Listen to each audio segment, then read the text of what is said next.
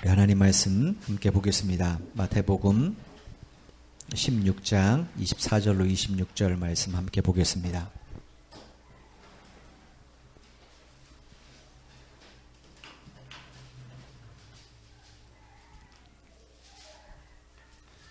마태복음 16장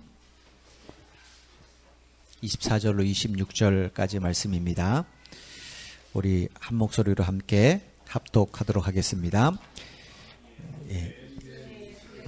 제자들에게 이르시되 누구든지 나를 따라오려거든 자기를 부인하고 자기 십자가를 지고 나를 따를 것이니라.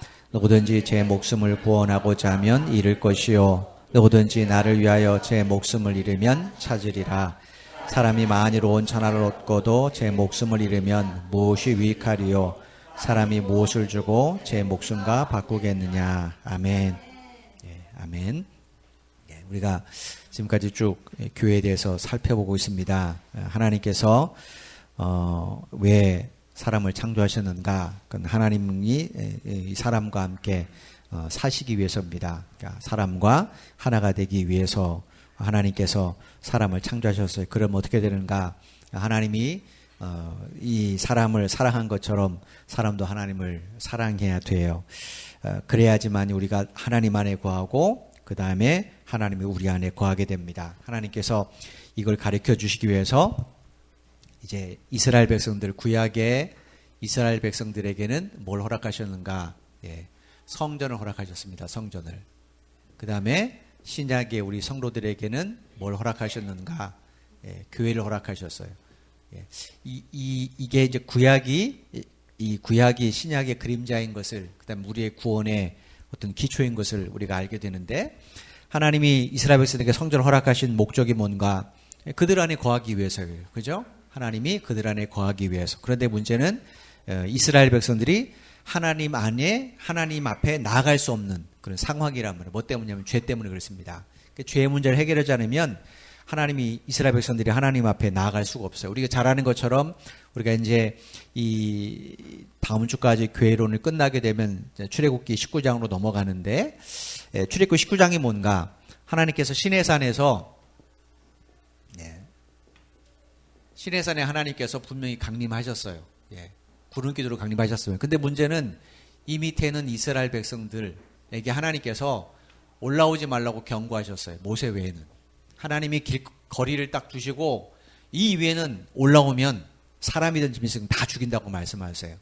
이유가 뭔가? 죄인이기 때문에 그래요. 죄인은 거룩한 하나님 앞에 못 나갑니다. 그런데 하나님은 그들과 함께 사시길 원하세요. 그러면 어떻게 되는가? 이들이 죄 때문에 하나님 앞에 못 나가니까 이 죄의 문제를 해결하면 하나님 앞에 나아갈 수 있죠. 그래서 하나님께서 시내산에서 하나님께서 이 강림하셔서 이스라엘 백성들에게 주신 게 뭐냐면, 예전에 성막이죠. 성막. 후에 이제 성전이 됐으니까 성전의 그림자인 성막을 허락하셨어요. 그리고 나서 하나님이 주신 게 뭡니까? 제사제도입니다. 하나님께서 이스라엘 백성들이 나갈 때 어떻게 하나님 앞에 나갈 수 있는가? 죄의 문제를 해결을 받아야 돼요. 그래서 이 죄의 문제를 해결하기 위해서 하나님이 뭘 요구하셨어요? 제물의 피. 이때 이 피는 원래는 누구의 피입니까?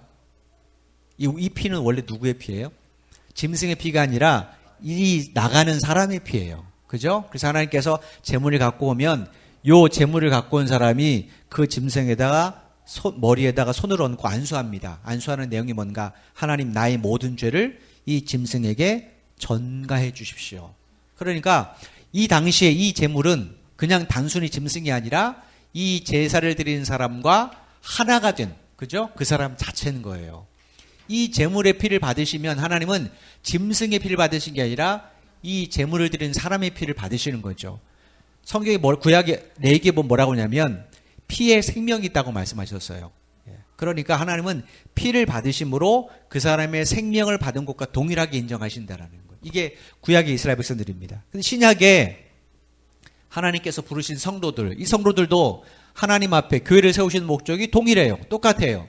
하나님께서 예수 그리스도 통해서 교회를 세우시는 목적이 뭔가? 그들과 함께 거하기 위해서. 근데 문제는 사람은 예수 그리스도 안에 못 들어간단 말이에요. 그죠? 반드시 이 과정을 거쳐야 됩니다. 예, 우리에게도 피가 있어야 돼요.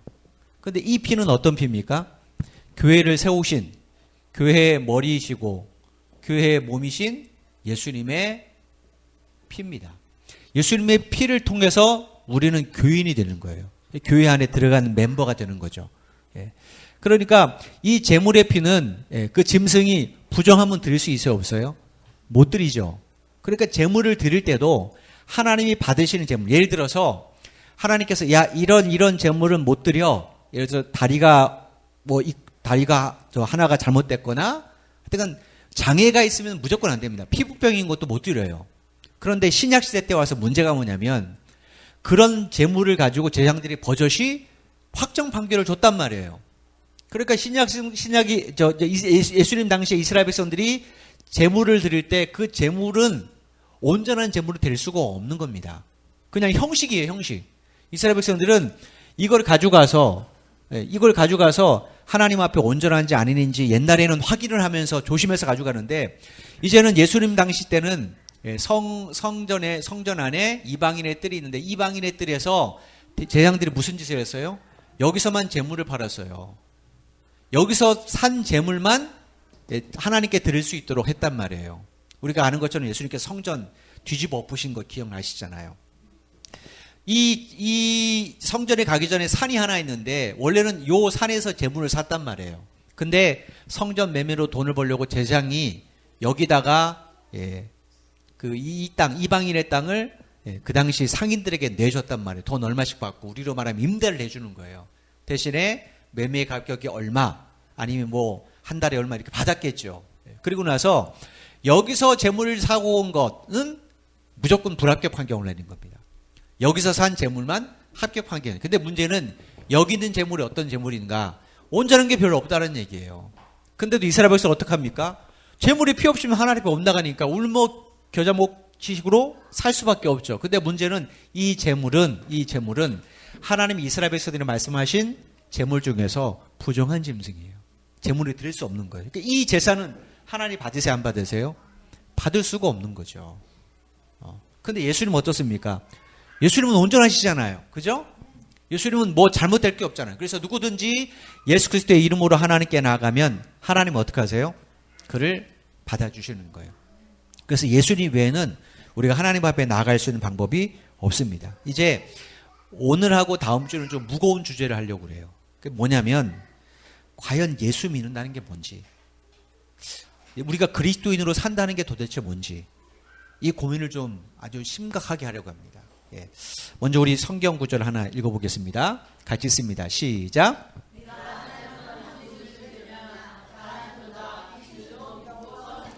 이 말씀을, 예수님이 하신 이 말씀을 좀 고민해 봐야 돼요. 여기 보니까 예수님께서 귀신들도 뭘 안다라는 거예요? 하나님이 한 분인 것, 하나님만이 신인 걸 안다라는 거예요. 그리고 귀신들도 하나님 떱니다. 자, 그러면 이 귀신들의 믿음은 진짜일까요, 가짜일까요? 이건 가짜예요. 이거 뭔가, 여러분, 하나님을 믿는다는 것은 그 하나님을 경배하고 그 하나님께 나아가야 돼요. 그죠? 근데 귀신들이 하나님 믿는 건 그거 아니잖아요. 자, 우리 한번 생각해 봅시다. 하나님께서 에덴 동산 중앙에 뭘 두셨어요? 생명나무, 그다음에 선악을 알게 하는 나무 두 그루를 두셨죠. 나무를. 그죠? 자, 마귀가 뱀의 형상을 한 마귀가 하나님께서 요것들을 왜 여기에 세우셨는지, 또 생명나무의 본질이 뭘고 선악의 본질이 뭔지를 뱀이 알았을까요, 몰랐을까요? 알았잖아요. 그죠? 하나님께서 사람에게 하신 말씀도 뱀은 알고 있었어요. 하나님이 이 나무의 본질이 뭔지도 뱀은 알고 있었어요. 생명나무의 본질이 뭔지도 뱀은 알고 있었어요. 그런데 뱀은 이 아는 것 갖고 어떻게 했어요?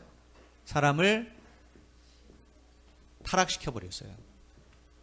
귀신이 하나님 압니다. 근데 그 아는 건 뭐예요? 우리로 하나님 앞에 나가지 못하도록. 그래서 마귀의 지배 아래 놓이도록, 마귀의 노예가 되도록 우리를 타락시키는 게 이 귀신의 목적입니다. 여러분, 이단들 하나님 압니다. 여러분보다 더 잘 알아요. 근데 그들이 아는 건 뭡니까? 우리를 하나님으로부터 분리시키게 하는 거지, 하나님을 경배하고 하나님의 말씀을 따라 살기 위해서 하나님 아는 건 아니에요. 그러니까 이 부분은 곰곰이 생각할 필요가 있어요.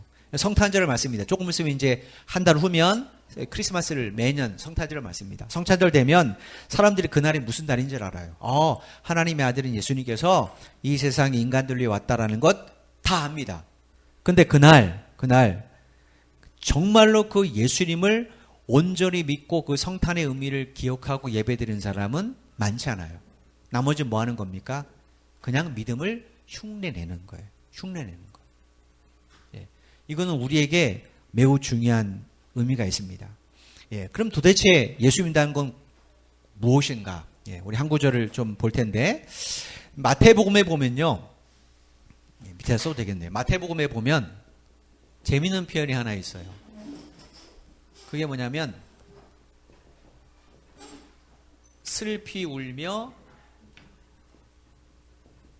이를 간다라는 말씀이 자주 나와요. 마태복음에 희한하게 다른 복음서보다. 몇 구절 한번 찾아보겠습니다. 마태복음 8장 12절 같이 있습니다. 시작.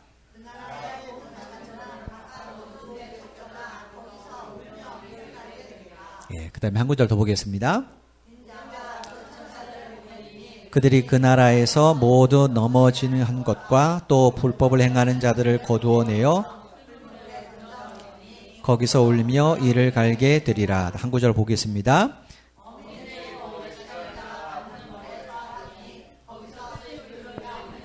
네, 우리가 본 동일한 것, 마지막 심판에 대한 이야기입니다. 그리고 이 심판의 대상은 지금 비이스라엘, 이방인에 대한 이야기가 아니에요. 예수님 지금 이스라엘 백성들에게 하는 이야기예요.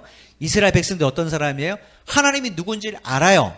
그리고 본인들이 하나님 믿는다고 말해요. 근데 그들의 대상으로 예수님 말씀하시는데 슬프며 이를 가는 사람이 있다라는 거예요. 이 사람들이 왜 이렇게 슬프며 이를 가는가? 뭔가 분하기 때문에 그러죠. 그죠? 뭐가 분하니까 이렇게 하는 거잖아요. 뭐가 도대체 분한가? 예수님이 바로 그 얘기를 하고 싶은 거예요. 자, 요 구절에 요 마태복음 8장에 보면 본 자손들이 바깥온데 쫓겨났어요. 이 사람들이 뭡니까? 본 자손은 이스라엘 백성들이에요. 이 사람들이 왜 지금 울며 이를 갑니까? 자기들은 거기 있을 줄 알았는데 마지막에 보니까 어디 있다라는 거예요? 밖에 쫓겨나는 거예요. 또 그 다음 구절 보십시오. 인자가 천사를 보내리니 그들이 그 나라에서 그 나라가 어디인가? 이스라엘 백성들 아니에요. 그 안에서 넘어지는 자, 불법을 행한 자 다 걷어서 어떻게 해요? 풀물 속에 지옥에 던졌단 말이에요. 근데 이 사람들이 왜 웁니까? 자기들은 여기 안 가고 천국 갈 줄 알았는데 마지막 때 보니까 자기들은 여기 던져지더라는 거예요. 딴 구절 또 봅시다. 아까 우리가 읽었던 것. 어미 때리고 외식하는 자. 이게 어떤 사람입니까? 적어도 제사장들, 레위인들, 서기관, 이스라엘 백성들 종교적으로 거룩하다고 인정하는 사람들이에요. 그들을 향해서 하시는 말씀이에요. 너희들 나중에 슬픔에 이를 간다라는 거. 이건 뭡니까? 자기들은 당연히 천국 갈 줄 알았어요. 우리로 말하면 나 교회 다니니까 우리 엄마 아빠 교회 다니니까 그 다음에 나 직분 가졌으니까 당연히 나는 죽으면 천국 갈 줄 알았어요. 그런데 실제로 막상 뚜껑을 열어보니까 즉 하나님 앞에 서보니까 하나님 뭐라고 말씀하시는가? 지옥행을 판결하다라는 거예요. 이게 우리에게 아무것도 아닌 것 같지만 이건 굉장히 두려운 이야기예요. 여러분 아예 내 멋대로 살다가 지옥 가면 분한 거 없습니다. 그죠? 자기 나름대로 열심히 믿은 것 같아요. 자기 나름대로 그래도 열심히 주일 안 빠지고 다닌 것 같아요. 근데 나중에 뚜껑을 탁 열렸어요. 하나님 앞에 서게 되었어요. 근데 하나님 뭐라고 말하는가? 너는 여기 들어올 사람이 아니라는 거예요. 이게 얼마나 두려운 이야기인지 몰라요. 누가복음 13장에 보면 어떤 사람이 예수님께 와서 이런 질문을 해요. 주님, 구원받을 자가 많습니까? 적습니까? 이런 질문을 해요. 구원받을 사람이 이런 얘기 듣고 나서 그러면 구원받을 사람 얼마 안 되네? 그렇게 해서 이제 이 질문을 했을 거예요. 근데 예수님이 그에게 이렇게 대답하셨어요. 같이 있습니다. 시작.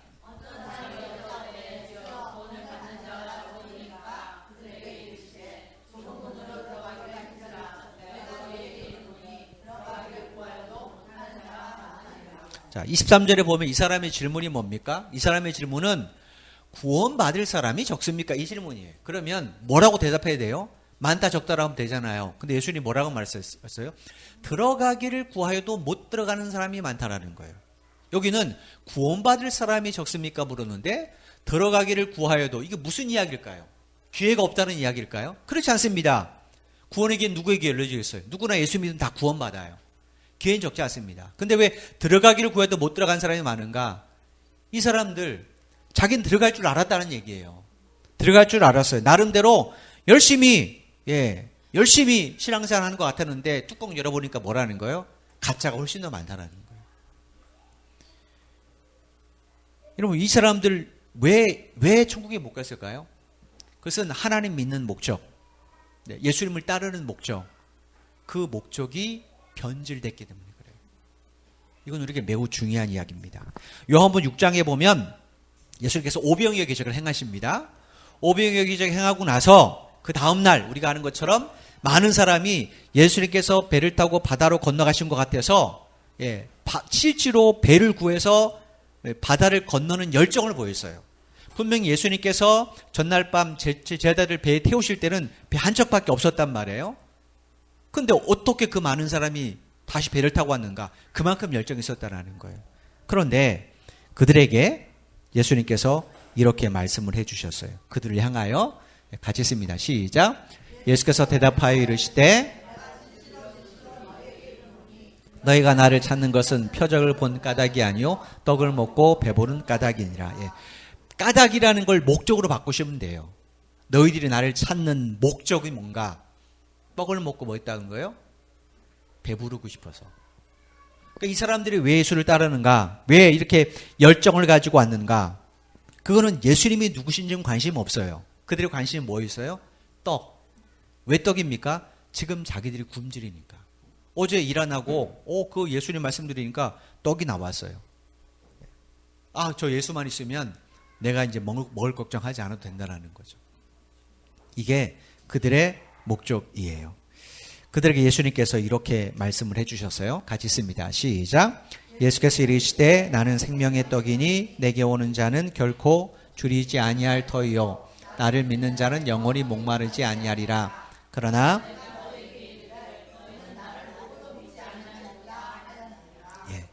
예수님께서 오병이어의 기적을 베푸신 이유가 뭐예요? 당신이 누구지를 가르쳐 주시는 거예요. 당신이 누구라는 거예요? 나는 생명의 떡이라는 거예요. 야, 너희들 이 떡 먹어야 먹고 살지. 너희들의 생명을 영원히 지키려면 나를 먹고 살아야 된다는 거예요. 그러니까 예수님은 당신의 생명의 떡임을 가르쳐주기 위해서 그들에게 오병이어의 기적을 펼쳤는데 그들의 목적은 뭐예요? 그들의 목적은 이거가 상관없는 거예요. 당장의 자기 육신의 배를 위하여. 그러니까 목적이 다르다는 거예요. 목적과 내용이 목표가 다른 겁니다.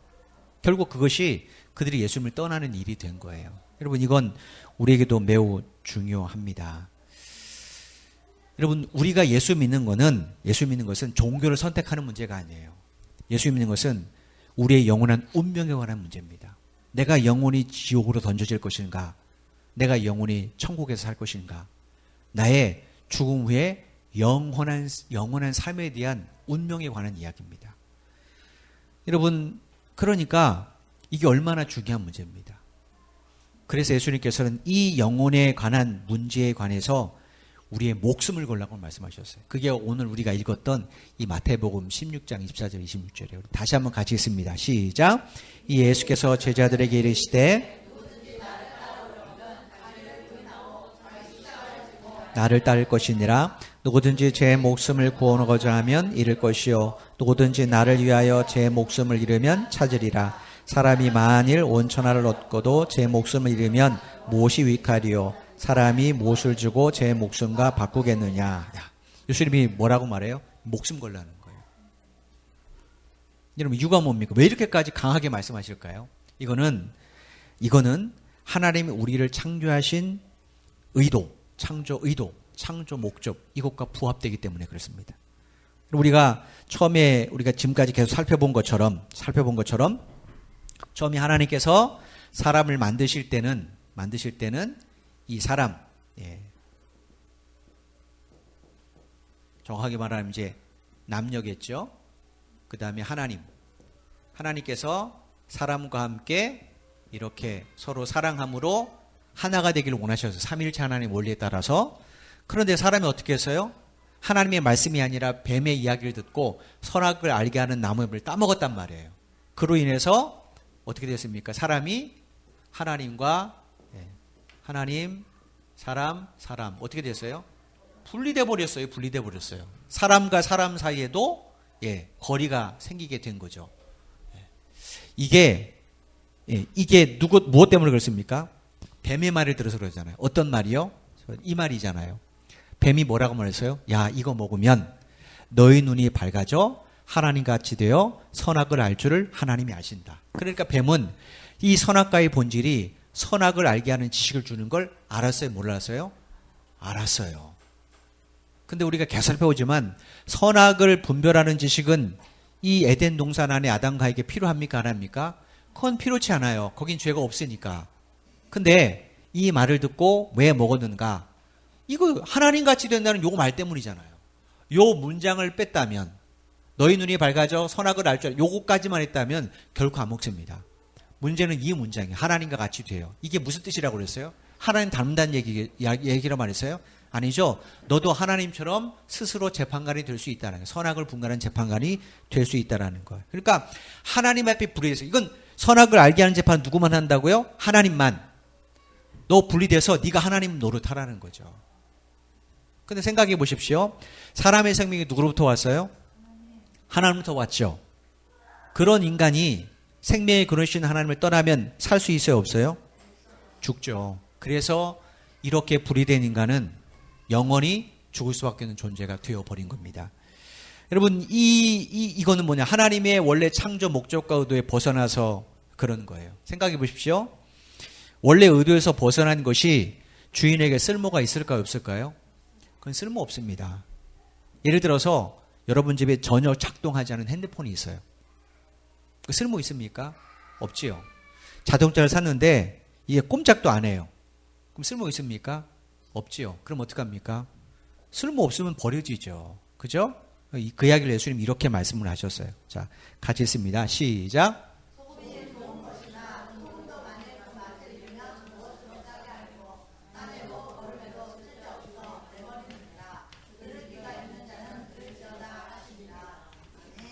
예. 이 말씀이 우리에게 참 중요한 이야기예요. 그 다음에 한 절을 더 보겠습니다. 마태복음 시작. 소금이 만일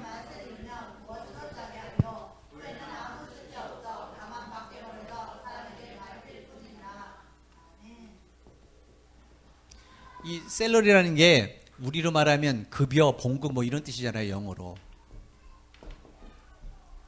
이게 원래 이게 라틴어입니다. 셀라리움이라는 라틴어에서 이게 나왔어요. 근데 이 셀라리움이라는 라틴어 뜻이 뭐냐면 이것이 소금을 사기 위한 돈이란 뜻이에요.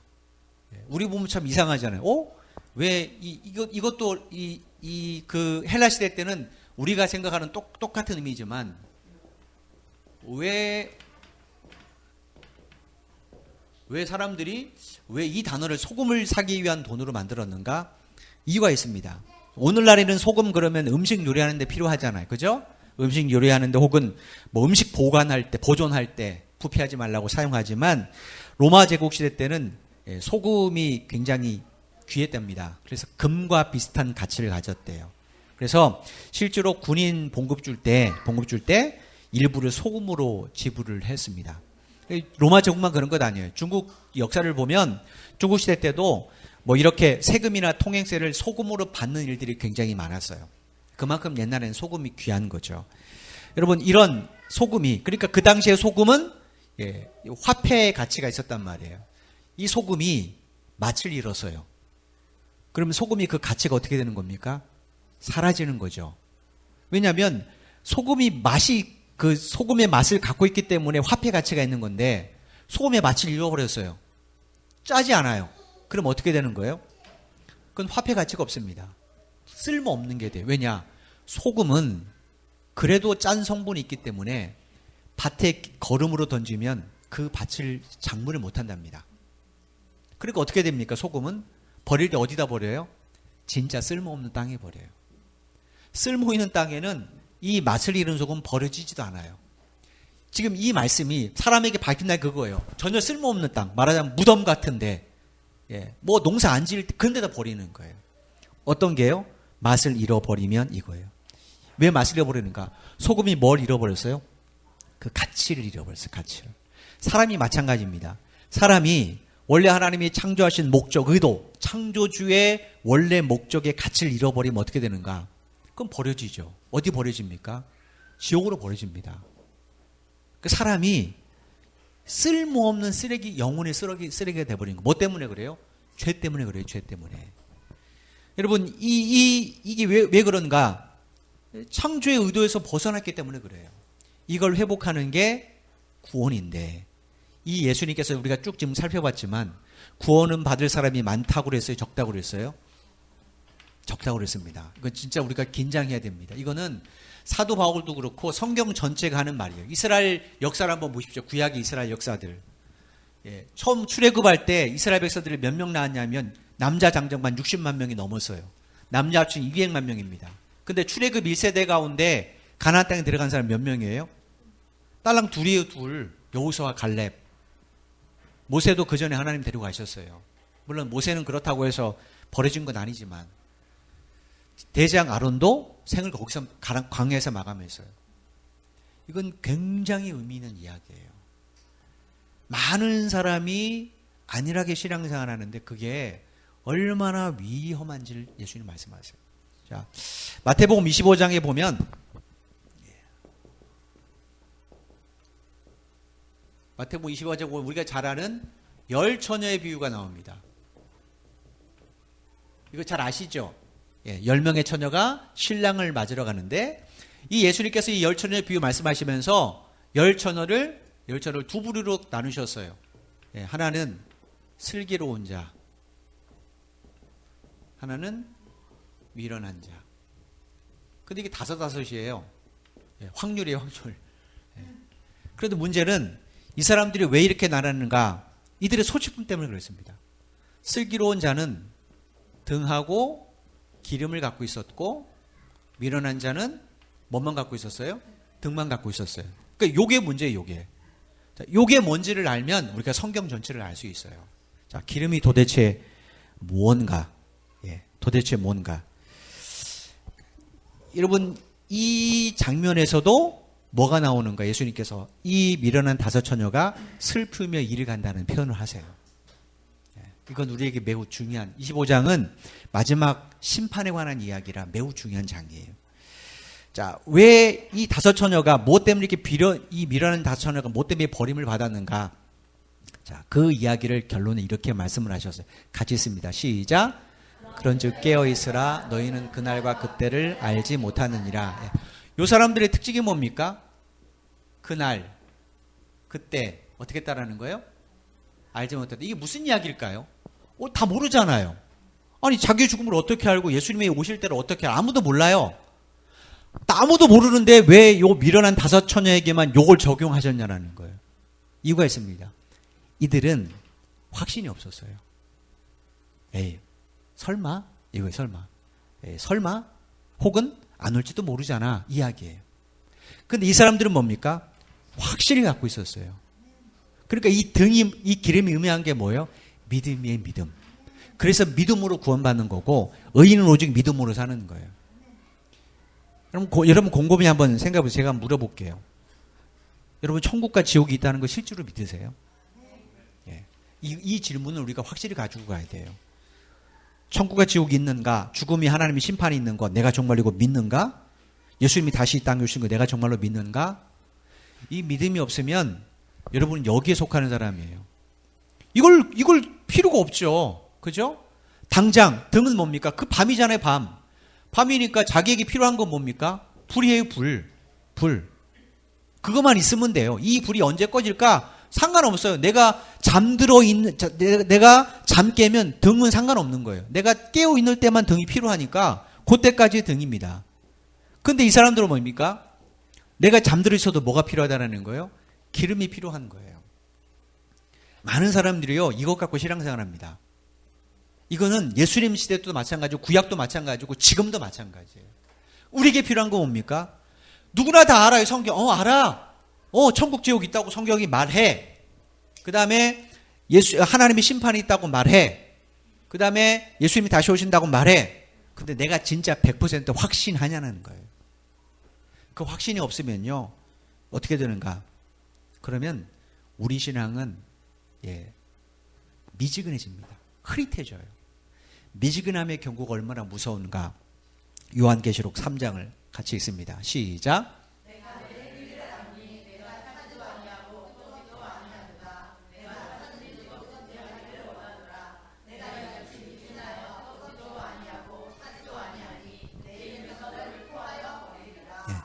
하나님은요, 이도 저도 아닌 걸 제일 싫어하세요. 뭐라고 말씀하셨는가? 차지도 않고 뜨겁지도 않으면 토해버린다는 거예요. 우리가 보기엔 뜨거운 게 더 낫잖아요. 근데 왜 차까지 말씀하시는가? 아예 차면 자기가 차다는 걸 인식할 때 뜨거워지려고 노력을 하는데, 미지근한 사람은 어떻습니까? 괜찮은 거예요. 미지근한 사람은 내가 찬 것도 아니니까, 뜨겁지는 않지만 찬 것도 아니니까 자기가 뜨거워져야 될 이유를 모르는 겁니다. 그러니까 어떻게 되는가? 계속은 가요. 계속은 가는 것 같아요, 자기가. 계속 가는 것 같아요. 그런데 사실은 어디로 가는 겁니까? 점점 하나님과 멀어지는 걸로 가는 거예요.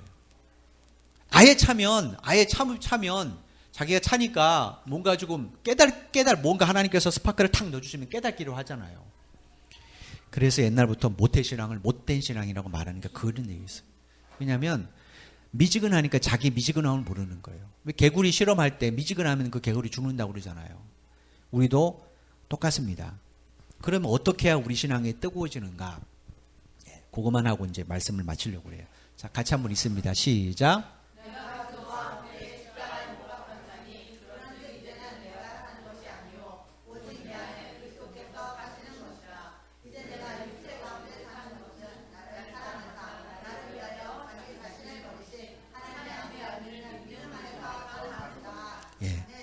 우리가 잘 아는 말씀이에요. 이 말씀의 핵심이 뭡니까?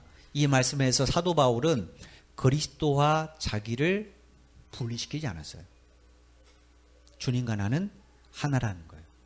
십자가도 하나고 무덤도 하나고 부활도 하나라는 거예요. 이게 바로 우리가 기름을 준비하는 뜨거워질 수 있는 유일한 방법입니다. 예수님과 내가 하나가 되어야 돼요.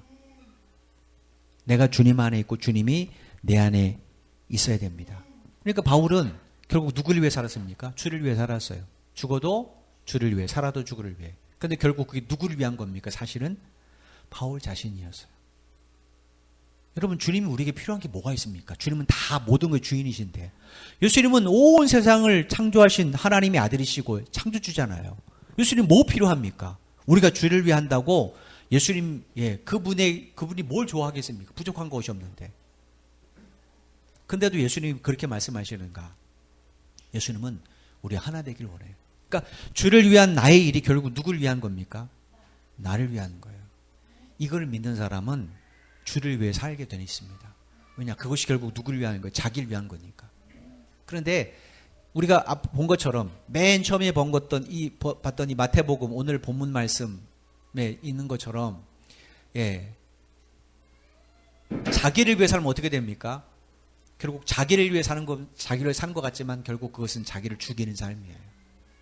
이건 우리에게도 매우 중요한 이야기죠. 여러분, 그래서 신앙생활을 우리가 대충 하면 안 됩니다. 제가 낮 예배 또 말씀드렸지만, 신천지가 목사를 직접 찾아와서 만나줘가지고 나는 몰랐어요. 어떻게 그런 일이 벌어지고 있는가? 그거는 그만큼 그 사람들이 기성세대에 대해서 얕보기 시작을 하는 거예요. 여러분, 신천지는 천주교인들을 안 건듭니다. 신천지는 천주교인들 대상으로 안 가요. 아무리 천주교인 교회에 있어도 그 집은 안 갑니다. 오직 개신교예요. 이유가 뭔가? 누굴 노리는가? 미지근한 사람. 너무 많은 거예요. 너무 많은 거예요.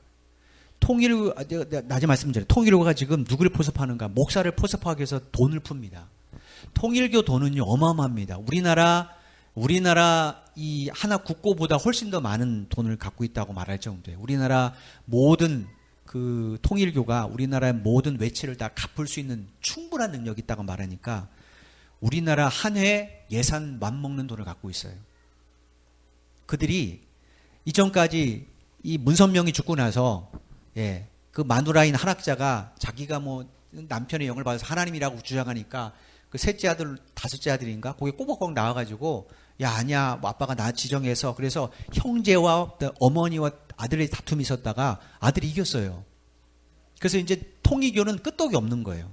지금부터 뭘 하는가. 그 아들이 자기가 아버지가 죽고 나서 한 말이 뭐냐면 통일교와 기독교가 다르다고 말했어요. 근데 문제는 교세가 확장이 안 되잖아요. 그래서 지금부터 돈을 풀기 시작합니다. 누군가 목사들이 찌질이 가난하니까 가난한 목사를 대상으로 돈을 풀어요. 실제로 지금 그러고 있다니까요. 제가 난예비도 말씀드리지만 언제 신천지인들이 여기 앉아서 버젓이 예배 드리고 여러분을 유혹할지 몰라요. 저는 목사로서 누가 새신자 오면은 겁부터 덜컥 나요. 혹시 저거 아닌가. 이유가 뭐냐면 적은 수지만 여러분이 구원받는 건 매우 중요해요. 여러분이 온전한 구원 그리스도 안에 거해야지 여러분의 자녀에게도 소망이 있는 겁니다. 지금도 이런데 앞으로 10년 후에 한국교회 어떻게 될까? 20년 후에 한국교회 어떻게 될까? 참 무섭습니다. 제가 그날 그 사람 왔다 간 다음부터 하나님 앞에 너무 가슴이 아프더라고요. 하나님, 저게 우리 교회를 그렇게 만만하게 보네요. 그건 이유가 뭡니까? 우리의 신앙이 미지근하기 때문에 그래요. 뜨거운 데 안 갑니다. 차가운 데도 안 가요. 이단들은 항상 미지근한 데 가요. 고린도 교회가 사도 바울을 떠난 다음에 미지근해졌어요. 사도 바울 있을 때 이단들은 안 돌아왔습니다. 뜨거웠으니까. 사도 바울을 떠나고서 미지근해졌어요. 그러니까 이단들이 바로 들어옵니다. 빌립보에게도 마찬가지고 사도연이었던 소아시아에게도 마찬가지고. 사탄은요 언제나 미지근한 것 가져와요. 여러분 아담과 하가 처음에 예수님으로부터 선악과 이야기를 들었을 때 얼마나 뜨거웠겠어요. 뱀은 그때 접근 안 했어요. 미지근할 때 접근합니다. 그리고 야, 네가 하나님처럼 네 인생 갖고 와야지. 너 하나님 노릇해도 돼. 하나님도 다 줬잖아. 이야기입니다. 여러분 내가 예수 믿는 목적이 뭔지 한번 곰곰이 생각해 보세요. 내가 예수 믿는 목적이 뭔가. 우리가 예수 믿는 목적이 뭐지? 그 천국 가기 위험 아닙니까? 그죠? 근데 사탄이요. 여러분 첫사람 아담도 하나님과 직접 대화하고 그런 아담도 타락시켰어요. 하물며 우리요. 정신 안 차리면 안 되는 거예요. 더군다나 지금 이 시대는. 그럼 곰곰이 생각해 보세요. 여러분의 신앙이 지금 어느 상태인가? 어떻게 해야 우리 신앙을 다시 일으켜 세울 수 있는가? 그래서 셋째 주에 추수감사주일 날 오후에 영화를 한 편 보러 갑니다. 워룸이라는 영화예요. 꼭 오셨으면 좋겠습니다. 특별히 그거는 무너진 가정이 회복되는 이야기예요. 부부관계 사이에 이 갱년기 들었을 때 자식과의 이 사춘기 들었을 때 회복되는 이야기인데 꼭 한번 보셨으면 좋겠어요. 그날 제가 원래는 우리가 매 추수감사를 감사제를 드렸잖아요. 근데 올해 기도하면서 하나님 이게 형식이 되면 두려운 거예요. 저는 감사제가 형식이 되면 그건 우리 잔치지 하나님 받으시는 거 아니거든요. 고민되는 거예요. 아무리 봐도 준비한 사람 없는 것 같고 고민이 돼요. 하나님 어떻게 했으면 좋겠습니다. 그러다가 제가 그 영화를 너무 연맥도 보고 싶었거든요. 보고 제가 은혜를 너무 많이 받았어요. 아, 저게 그리스도인이구나. 어떻게 우리 신앙이 다시 뜨거워질 수 있는가, 미지근하면서. 거기 방법이 있습니다. 그날 여러분 꼭 오셔서 그 영화를 보세요. 그리고 한번 실천해 보십시오. 그러면 우리 신앙이 달라집니다. 우리의 싸움이 대적은요, 사람 아닙니다. 환경 아니에요. 그 뒤에 있는, 배후 위에 있는 사탄이에요, 사탄. 그 사탄은 역사에 지금까지 수많은 사람들을 지옥으로 끌고 간 아주 악한 영적 존재입니다. 만만히 보시면 안 돼요. 우리의 신앙이 미지근하면 지금도 안 됩니다. 그래서 마지막에 이제 요한복음 한 장을 볼 텐데, 그래서 예수님이 하신 이 말씀을 우리가 마음에 새겨야 돼요. 같이 한번 마지막 요한복음을 읽고 말씀을 마치겠습니다. 시작. 내 안에 거하라 나도 너희 안에 거하리라. 가지가 포도나무에 붙어있지 아니하면 스스로 열매를 맺을 수 없음 같이 너희도 내 안에 있지 아니하면 그러하리라. 나는 포도나무요 너희는 가지라. 그가 내 안에 내가 그 안에 거하면 사람이 열매를 많이 맺나니 나를 떠나서는 너희가 아무것도 할 수 없음이라. 사람이 거기까지만인가요? 뒤에 또 있어요. 예. 안 넘어가네요. 그 다음에 하나 넘겨주세요. 그건가? 8절까지 읽어야 되는데, 예. 찾아서 한번 읽어보지. 이게 중간에 빠졌네. 요한복음 15장 4절로 8절을 한번 읽어보겠습니다.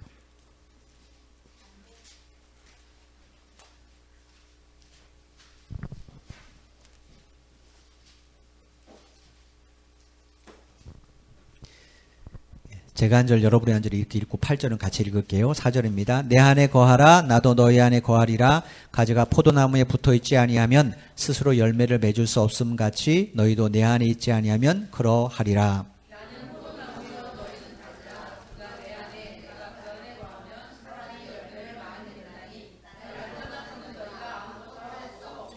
사람이 내 안에 거하지 아니하면 가지처럼 밖에 버려져 마르나니 사람들이 그것을 모아다가 불에 던져 사르느니라.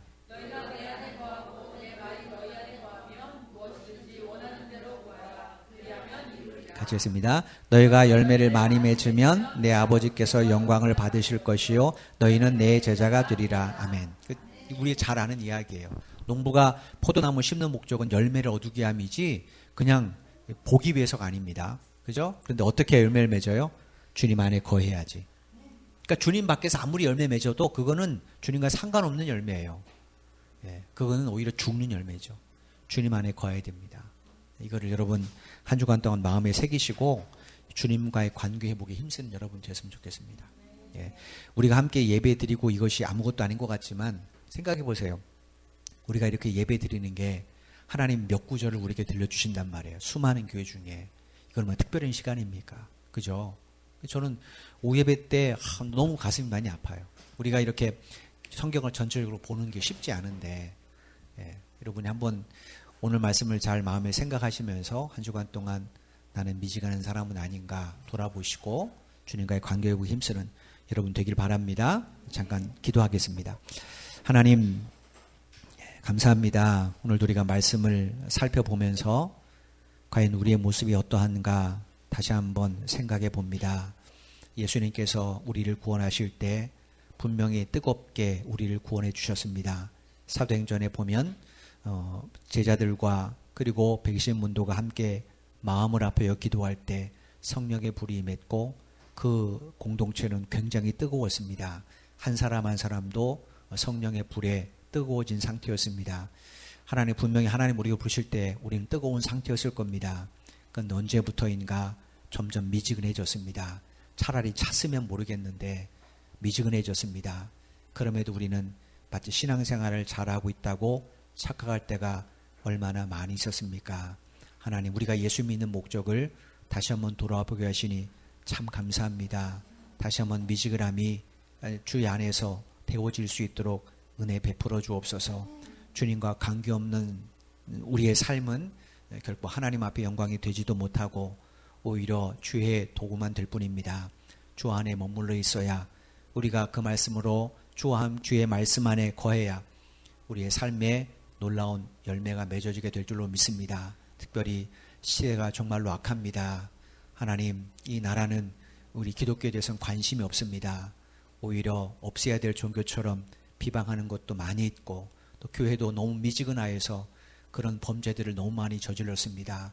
어쩌면 교회가 불법의 하나님 원산지가 된지도 모르겠습니다. 그럼에도 불구하고 하나님 여전히 교회를 사랑하시는 이유는 그래도 바알에 무릎 꿇지 않는 7천의 용사가 구석구석에 있기 때문인 줄로 믿습니다. 우리 교회가 그런 교회 되게 하여 주옵소서. 작지만 거룩함 그리고 경건함 하나님의 말씀을 붙드는 참된 교회가 되기를 원합니다. 그래서 우리 자녀들에게도 올바른 믿음을 전해줘서 저 아들이 이 혼탁한 세상에서 온전히 믿음을 지켜나갈 수 있는 하나님의 자녀로 양육하는 우리가 되게 하여 주옵소서. 하나님의 말씀 앞에 설 때마다 너무나 두렵고 떨립니다. 주님 우리를 부르실 날 얼마 남지 않았는데 주께서 이 땅에 다시 올 날 점점 다가오는데 과연 그때 우리가 주님 앞에 섰을 때 가짜로 판명되면 얼마나 두렵겠습니까? 그러므로 하나님의 말씀을 더 사모하고 그 말씀을 붙잡고 그 말씀을 따라 사는 우리가 되게 하여 주옵소서. 그래서 우리 교회가 정말로 이 약한 세대 가운데 대안이 되게 하시고 우리 자녀들이 약한 세대 하나님의 일꾼으로 쓰임받는 그런 하나님의 도구들이 되게 해주셔서 하나님 이 세상의 교회를 개혁하고 또 세상을 개혁해 나가는 데 쓰임받는 하나님의 귀한 일꾼들 될 수 있도록 은혜 베풀어 주옵소서. 이 일 위해서라도 우리가 믿음의 본을 보여야 될 줄로 믿사오니 부모된 우리가 더 정신을 차리고 깨어 근신하고 예수를 바로 믿을 수 있도록 은혜 베풀어 주옵소서. 주님, 예배를 마치면 또다시 우리는 세상 가운데 나갑니다. 그 안에서도 미지근한 그리스도인이 아니라 분명한 불빛을 보여줄 수 있는 그리스도인이 되게 하여 주시고 그렇게 살아가는 데 필요한 것들이 있다면 하나님은 한 주간도 동행하시고 매일매일 은혜를 채워주실 줄로 믿습니다. 한 주간에도 저들의 영혼이 힘들지 않도록 공고하지 않도록 낙심하지 않도록 주께서 필요한 것들로 채워주시고 붙들어 주셔서 다시 모여